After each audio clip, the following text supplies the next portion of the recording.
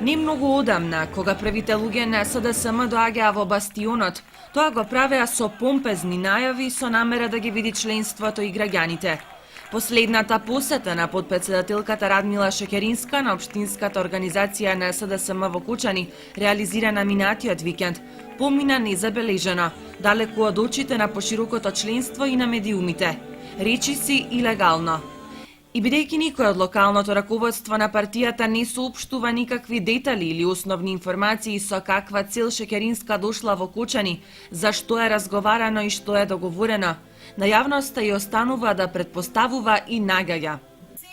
Во политичките кругови велат дека неверојатно нешто се крои за предстојната жешка есен, која ја најавува опозицијата. Од опозицијата пак со коментари дека подпредседателката дошла тајно со цел да се пребројат преостанатите верни партици. Некои оваа посета ја поврзуваат со неодамнешното повлекување од партиските функции на наекспонираниот советник Ѓорѓе Алексов, кој во меѓувреме се вработил во странската инвестиција Антура, со што значително ги осламнал позициите на партијата во секој поглед.